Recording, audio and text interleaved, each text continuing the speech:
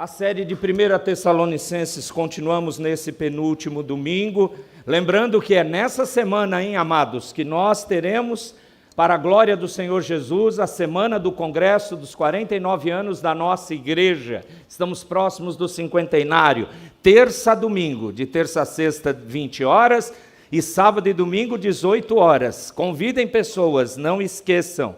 Mas ainda, hoje, 1 Tessalonicenses capítulo 2, seguindo essa série, primeira carta de Paulo aos Tessalonicenses capítulo 2.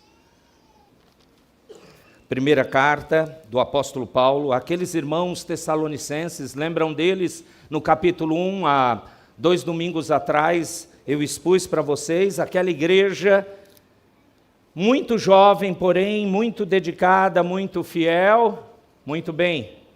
Agora Paulo continua a responder questionamentos, a tratar aqueles irmãos. E ele chega no capítulo 2 e diz assim, os 12 primeiros versos apenas, 12 primeiros versos, 1 Tessalonicenses capítulo 2, de 1 a 12, diz assim a Escritura. Porque vós, irmãos, sabeis pessoalmente que a nossa estada entre vós não se tornou infrutífera, mas apesar de maltratados e ultrajados em Filipos, como é do vosso conhecimento, tivemos ousada confiança em nosso Deus para vos anunciar o Evangelho de Deus em meio a muita luta. Pois a nossa exortação não procede de engano, nem de impureza, nem se baseia em dolo. Pelo contrário, visto que fomos aprovados por Deus, a ponto de nos confiar Ele o Evangelho, assim falamos, não para que agrademos a homens, e sim a Deus, que prova o nosso coração. A verdade é que nunca usamos de linguagem de bajulação, como sabeis, nem de intuitos gananciosos, Deus disto é testemunha. Também jamais andamos buscando glória de homens, nem de vós, nem de outros, embora pudéssemos, como enviados de Cristo, exigir de vós a nossa manutenção.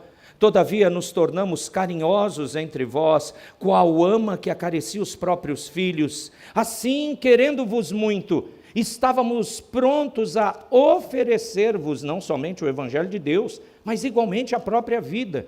Por isso que vos tornastes muito amados de nós, porque vos recordais, irmãos, do nosso labor e fadiga, e de como noite e dia, labutando para não vivermos à custa de nenhum de vós, vos proclamamos o Evangelho de Deus.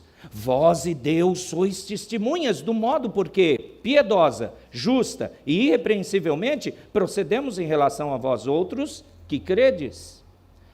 E sabeis ainda de que maneira, como pai a seus filhos, a cada um de vós exortamos, consolamos e admoestamos para viverdes por modo digno de Deus, que vos chama para o seu reino e glória. Que a santa palavra inerrante e infalível seja aplicada pelo Espírito Santo no nosso coração. Amém. Você percebeu um tom um pouco diferente nesse segundo capítulo da carta? Nós sabemos por Atos capítulo 17, que foi quando, segunda viagem missionária do apóstolo Paulo, ele foi chamado lá para os lados da Macedônia e Acaia. A famosa visão do homem macedônico, passa a Macedônia e ajuda-nos. E ele foi para lá, ele e a sua equipe. Timóteo estava junto nessa equipe. E chegaram em Filipos. Bom, ele expulsou o demônio de umas pessoas, de uma pessoa em especial que fazia o seu proprietário ganhar dinheiro com aquelas adivinhações e várias coisas aconteceram. Uma perseguição em Filipos foi levantada e, portanto, eles tiveram que fugir. E foram direto lá para Tessalônica. E em Tessalônica ficaram 1 mês e meio apenas. O que aconteceu? Pregaram o Evangelho na sinagoga. Um grupo creu, Mas um outro grupo, como sempre, ficou revoltado com a pregação da palavra. De novo, a palavrinha mágica acontece: perseguição. Saíram fugidos, bem rapidamente, deixando para trás uma igreja com um grupo de pessoas verdadeiramente convertidos, mas a outra famosa frase: muito novos na fé. Bom, o apóstolo Paulo, aqui, um pouquinho mais à frente, no capítulo 2, depois dessa saída rápida, os próprios discípulos novos falaram: é melhor o senhor ir embora, senão o senhor vai morrer aqui. E ele foi não por covardia, mas porque entendeu que ainda não era hora do seu martírio final. E ele foi para outras regiões proclamar o evangelho, mas sempre desejoso de conhecer como é que ficou essa igreja. Bom, nesse capítulo 2, versículo 18, ele diz que ele pensou em ir 2 vezes. É isso mesmo? Não, isso mesmo, 2 vezes, diz o capítulo 2, verso 18. E ele falou que Satanás o barrou. Como isso, o próprio Paulo não explica. Bom, barrou Paulo, mas não Timóteo. E ele mandou Timóteo: eu preciso saber notícias dos irmãos de Tessalônica. Bom, Timóteo foi, ouviu-os, verificou e trouxe um relato. A primeira parte do relato está no capítulo 1 que já vimos. As coisas boas, a firmeza, mesmo com perseguição, daqueles crentes novos. E como eles estavam testemunhando, e como eles se tornaram até testemunhas para as outras igrejas da Acaia, da Macedônia. Está no capítulo 1. Mas quando chega no capítulo 2, é que Paulo teve que responder uma outra questão. Sabe quando uma pessoa chega para você e diz assim: olha, você quer as boas notícias primeiro ou as más notícias? Normalmente a gente pede o quê? Por favor, fala as boas logo. De vez em quando eu sou meio pessimista, então fala o problema para ver se nós buscamos uma solução. Mas tem gente que gosta das boas notícias. Parece que Paulo ouviu as boas notícias, o que eu falei, capítulo 1. Aí vieram as más notícias. Você sabe que pessoas podem interpretar mal coisas que você fala? Você sabe que pessoas podem entender equivocadamente alguma expressão, alguma frase sua, alguma até atitude sua que carece de esclarecimento. E você precisa prestar contas. Essa mensagem vai tentar envolver, no exemplo de Paulo, o que é um cristão íntegro. Eu sei que você vai dizer: olha, Paulo está falando do ministério dele. O tema melhor do sermão não seria um ministro íntegro? Também. Mas eu não posso só falar para mim. Eu tenho que falar a nós todos. Então você veio, a mensagem para você e para mim. A parte negativa ou ruim da mensagem, a parte dificultosa da igreja de Tessalônica, é aquilo que a carta que Timóteo levou para Paulo saber, dizia a respeito do seguinte: quais eram mesmo as intenções desse apóstolo em vir à nossa cidade? Porque ele veio, aconteceu um problema, uma perseguição, e ele rapidamente fugiu e nos deixou. Você precisa dar um grande desconto que aqueles irmãos eram novos na fé. Você precisa lembrar que o cristianismo primitivo, logo no seu nascedouro, sofreu muita perseguição. Ao longo da história da igreja, nós sabemos que o cristianismo sempre foi perseguido, como até hoje. Mas aqueles irmãos começaram a pensar: ele era íntegro mesmo? Quais eram as motivações? Por que ele foi embora? Por que ficou tão pouco tempo conosco? Irmãos, um homem íntegro é alguém que faz a coisa certa pelo motivo certo. E isso é visível, isso pode ser constatado, isso pode ser verificado. É por isso que a pessoa que é íntegra, ela desperta confiança. Os demais, as pessoas ao redor dessa pessoa, sabem que ela está fazendo a coisa certa pelos motivos corretos e você pode confiar nessa pessoa. Eu estou falando aqui, Paulo vai trazer aqui indícios de integridade. Integridade tem a ver com a motivação, a necessidade das motivações corretas, e não somente isso, mas a necessidade de que elas sejam claras para aquelas pessoas que nos conhecem. Pois bem, é verdade, ele teve que sair correndo, é verdade, ele sofreu risco de vida. Aliás, ele chegou em Tessalônica já tendo sofrido perseguição antes em Filipos. E aqueles irmãos ficaram assim. Quais eram as motivações? Para você entender um pouco mais o contexto, lembre-se do seguinte. Naquele tempo, haviam os sofistas e os missionários pagãos. Eles percorriam as cidades. Qual era o jeito deles ganharem dinheiro? Eles iam para umas praças, juntavam uma multidão assim e falavam com eloquência. Aliás, normalmente esses missionários pagãos eram gregos. O primeiro curso de oratória da história, o primeiro manual de oratória foi feito por gregos. E era assim, com as palavras fazia a pessoa rir, chorar, em coisas que eles não acreditavam. E depois de fazer lá as suas manifestações orais, eles passavam a sacolinha, porque eles precisavam receber dinheiro sobre aquilo. E as pessoas iam lá mais como entretenimento, mesmo que seja um entretenimento que envolvia um grande grau de emoção. Qualquer semelhança em algumas igrejas é mera coincidência. Sofistas eram mais conhecidos.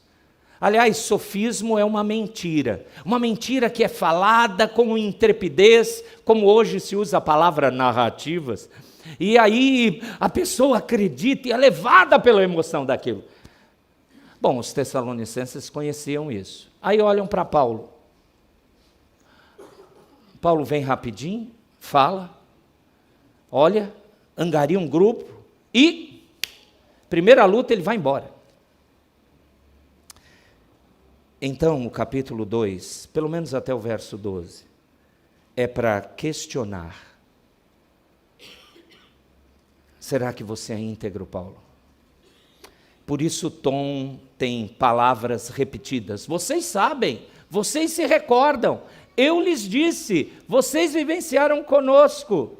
E palavras do tipo negativas. Não fizemos tais maus, não ensinamos dessa forma. Não é isso, mas aquilo. Provas da integridade de Paulo. O texto é riquíssimo, amados, mas deixa eu tentar colocar em 10 minutos para vocês as colocações importantes disso. Bom, eu já mencionei das suspeitas e por que delas para aqueles maravilhosos irmãos de Tessalônica. Então Paulo começa a se defender. Você está vendo o verso 3? Olhe, coloque os olhos no verso 3. A nossa exortação não procedeu de engano, nem de impureza, nem se baseia em dolo ou dolo, não importa. Exortação, amado, significa que ela tem um caráter prático. A exposição da Bíblia é algo prático. Ela não pode ser apenas um desvendar do conteúdo da Escritura, mas tem que se relacionar àquele conteúdo com a consciência dos ouvintes. Eu preguei o Evangelho para vocês. Vocês se arrependeram dos ídolos, dos seus pecados, porque foi com exortação a minha fala. E aí Paulo define a sua pregação como sendo exortação. E ele diz que a exortação que ele fez não foi originada, isto é, não foi provocada primeiro de engano, ou seja, o desejo de se aproveitar das pessoas através de palavras lisonjeiras. Segundo lugar, não foi baseado a nossa exortação em impureza. Agora aqui Paulo pegou pesado porque eles pensaram isso. Os sofistas, e principalmente os missionários pagãos que perambulavam o seu ministério paripatético, né, andarilho, eles, com a sua lábia, seduziam mulheres para manter intimidade com elas. Paulo também foi acusado de que poderia ser essa a motivação, não é? Por isso que ele usa essa palavra. Para nós, impureza nem sempre significa impureza sexual. Mas no grego, a palavra que ele usou é isso, impureza sexual ou sensualidade. Aí ele diz, a minha pregação para vocês não foi motivada por desejos impuros, imoralidade, para enganar as mulheres entre vocês, seduzi-las para ter relações com elas, como os sofistas fazem. E em terceiro lugar, essa exortação não tinha nada a ver com o dolo. Só que a palavra que é traduzida para nós aqui, ela é muito mais intensa no grego. Significa qualquer artimanha que alguém usa em benefício próprio. É aquilo que você usa para enganar uma pessoa com o objetivo de aproveitar dela. Bom, os irmãos de Tessalônica eram versados no grego. Eles entenderam o que Paulo estava dizendo. Eles perceberam. Eu imagino, quando essa carta chegou para eles, as pessoas ouvindo, um deve ter olhado para o outro. A gente pensou isso dele mesmo. A gente não interpretou direito o que ele veio fazer. Como é que Paulo, então, continua a sua defesa? Ela envolve os 3 primeiros versos. Eu já destaquei o verso 3, né? Agora, dê uma olhada, ele está se defendendo. Nossa, estava indo tão bem, né, essa igreja? Mas igrejas são feitas de pessoas pecadoras redimidas, queridos. Novos na fé, no caso deles. Então, Paulo está ali tratando, está ali dando satisfação. A satisfação precisa ser dada. Cuidado com aquela frase, de mim Deus conhece. Você quer ser íntegro? Você precisa dar satisfação. Você precisa esclarecer. Ah, não me entendem. Então, explique. Sem medo. Você está vivendo a verdade. Paulo estava. Um cristão é alguém íntegro. Ele mostra suas motivações. E o apóstolo está fazendo isso. Mas, amados, eu preciso avançar. Dê uma olhada dos versos 4 a 5. Como é que começa o verso 4? Pelo contrário. Aqui no grego é enfático. O oposto de tudo isso que vocês estão pensando. Não é essa a minha índole. E aí, ele diz assim, o alvo dele no ministério, versos 4 e 5, é agradar a Deus, é viver para a glória de Deus, só dar glória ao Senhor. E aqui no texto ele diz que agradar as pessoas em vez de Deus seria atrair a confiança de Deus, porque Deus o havia testado e aprovado. Está vendo isso aí? Versos 4 e 5. O verbo provar aqui, que aparece no final do verso 4, ele é repetido no início do verso 4, 2 vezes no mesmo versículo. Significa provar ou testar a impureza de materiais através do fogo. Deus havia testado o apóstolo Paulo, provado o coração de Paulo, e o havia aprovado para ele ser o quê? Ministro do Evangelho. Mas qual prova concreta? Você vai perceber que ele falou pelo menos 2 vezes nesse relato de 12 versículos, Deus é minha testemunha, vocês são minhas testemunhas. Mas quando a gente fala Deus é minha testemunha, Deus vai vir aqui, ele está aqui em espírito, mas ele vai se materializar e se ele fizesse isso a gente ia morrer, fulminante. Então é melhor o Senhor continuar em espírito, vai por mim. Mas quando eu e vocês, ou Paulo, Deus é minha testemunha, legal, Paulo.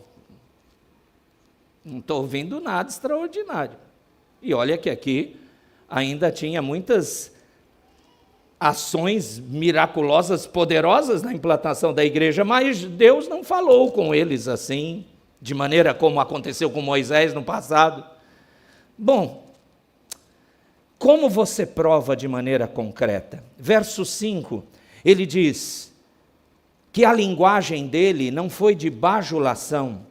Essa palavra só aparece aqui, irmãos, e esse termo tem a ideia de enganar, significa se aproveitar de alguém, lisonjear com o propósito de iludir. E você bajular a pessoa é você deixar de dizer a verdade para a pessoa.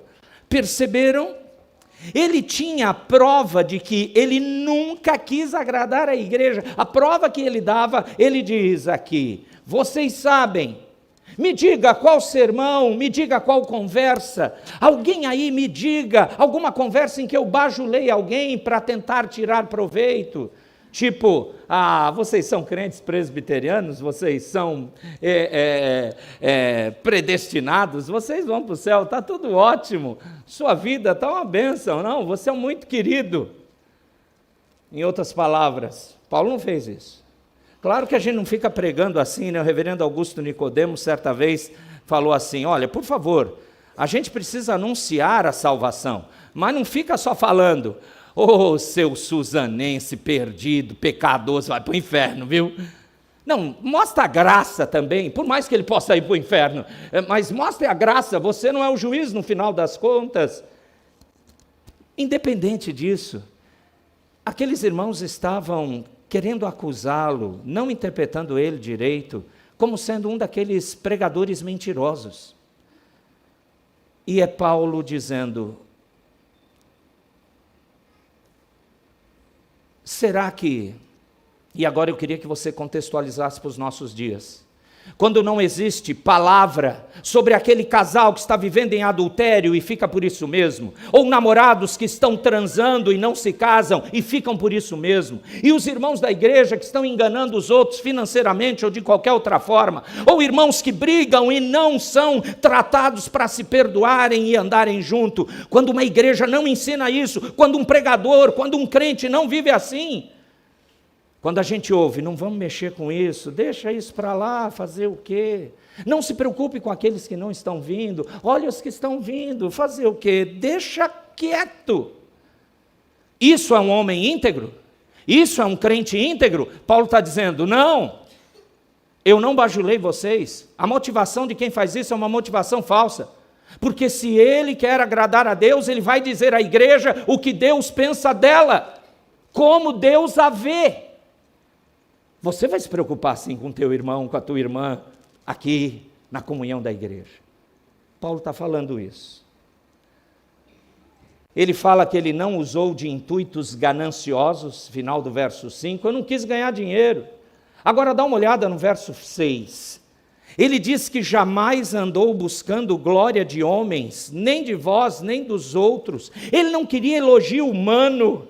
Ele não queria com isso ganhar o favor das pessoas, porque aquelas pessoas, ele fez elogiá-lo. Olha a prova no verso 7. Embora pudéssemos, como enviados de Deus, exigir de vós a nossa manutenção, todavia nos tornamos carinhosos entre vós, qual ama que acaricia os próprios filhos. Uma mãe para com seus filhos. Ele nem usou dos seus direitos. Dá uma olhadinha rápida no verso 9. Por que vos recordais, irmãos, do nosso labor e fadiga, e de como noite e dia, labutando para não vivermos à custa de nenhum de vós, vos proclamamos o Evangelho de Deus? Isso mesmo. Tessalônica, essa segunda viagem missionária, Paulo teve que fazer ressuscitou a sua profissão antiga, fazedor ou consertador de tendas, para poder se sustentar. Bom, então a prova é essa, a minha motivação era verdadeira, eu não queria nem causar peso para pregar o Evangelho, eu sou íntegro. Você imagina Paulo tendo que se defender? Entendam, aqui não está acontecendo uma briga, uma discussão, Paulo não ficou ofendido, como vocês pensam isso de mim? Não, ele está dizendo, eu preciso viver a integridade e parecer que sou íntegro, eu preciso dar prova disso a vocês, eu preciso ajudar vocês a não terem pensamentos equivocados, e é por isso que ele está esclarecendo, verso 10, qual é a próxima defesa de Paulo? Ele volta para a questão dos desejos sexuais.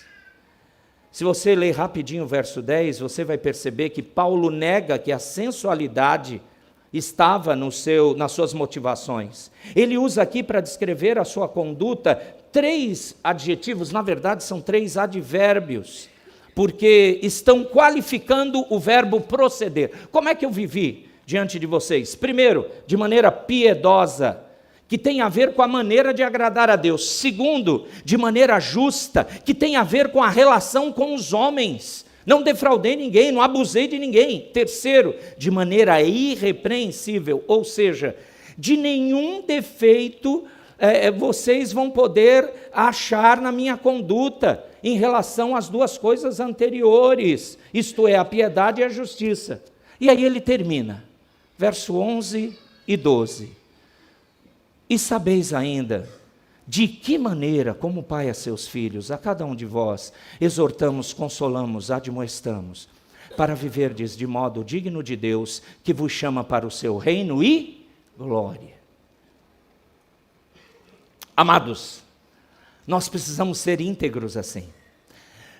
Pessoas podem interpretar mal você na sua fé, na sua caminhada cristã, até irmãos. Isso acontece. Faça o que Paulo está fazendo. Demonstre claramente e sem medo a verdade da integridade sua. E se houver alguma falha, o sinal da sua verdadeira integridade é arrependimento, confissão de pecados, arrependimento, perdão.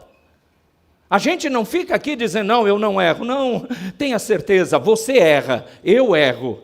Essa é a certeza. Mas o Senhor é um Deus que trata, restaura e coloca de pé integridade.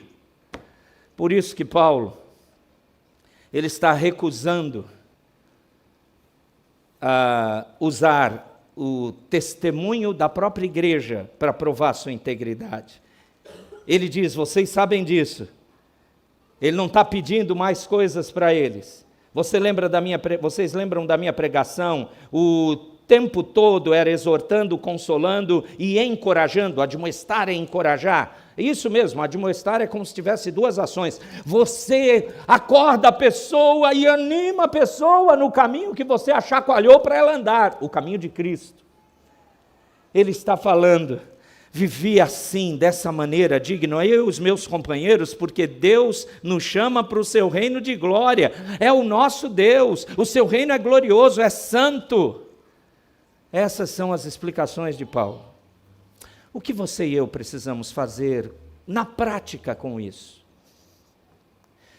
Eu quero que essa exortação bíblica seja para o seu coração e para o meu. Primeiro, faça um exame da sua consciência, do seu coração, por favor.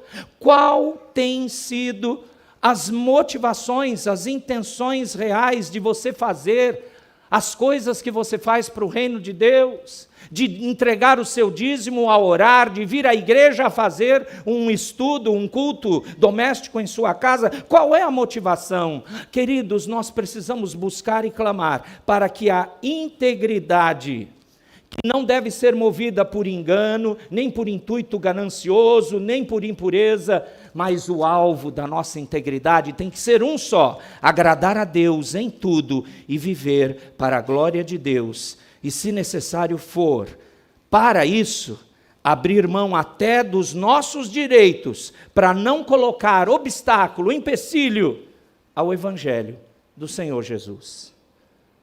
Seja um cristão íntegro. Eu vou aplicar esse ensino à minha pessoa, aproveitando que vamos nos dividir em classes, mas nem todos estarão aqui no início da aula da classe de família. Eu dei aula domingo passado, vou aplicar essa mensagem agora ao que o Senhor me ensinou.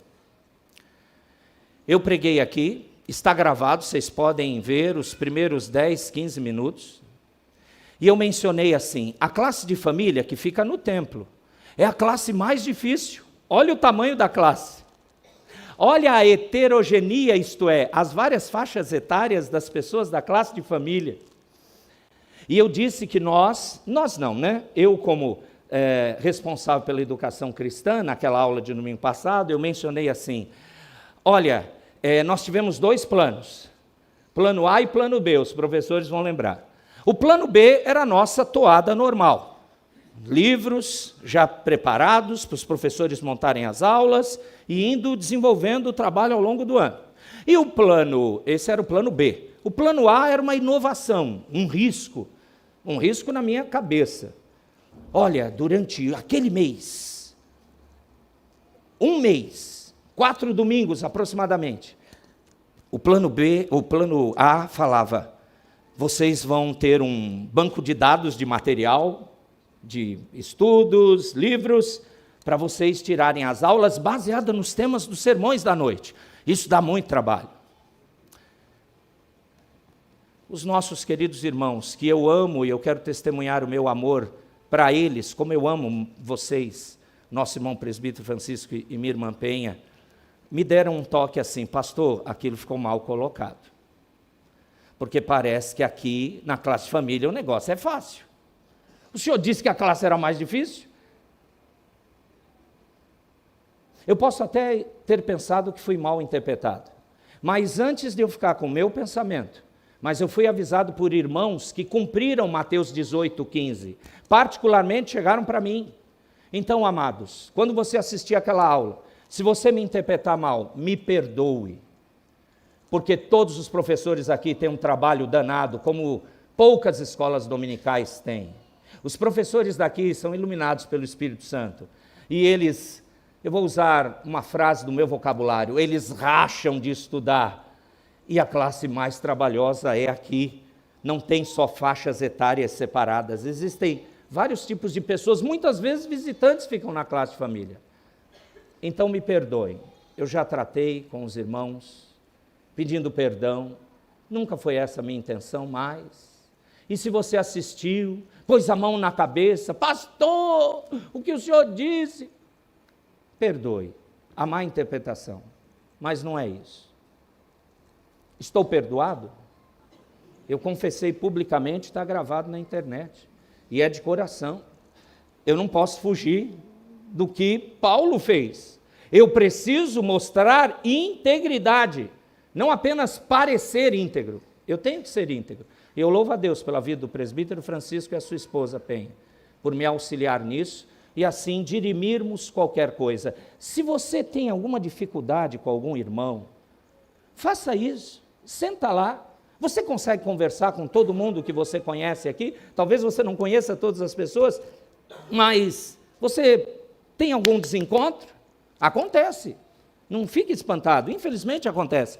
Você tem relacionamento com essa pessoa ainda? Ou ainda, eu não quero conversar com ela. Não faz isso. Ela pode ter mal interpretado você, ou você interpretou equivocadamente. Mas mesmo se você interpretou corretamente, vamos ler o que a Escritura diz? Assim como o Senhor vos perdoou, perdoai vós também. Porque Cristo perdoou todos os nossos pecados. E por isso que eu fico feliz em ter irmãos que me ajudam para que eu seja mais ainda íntegro. Seja assim também. Amém.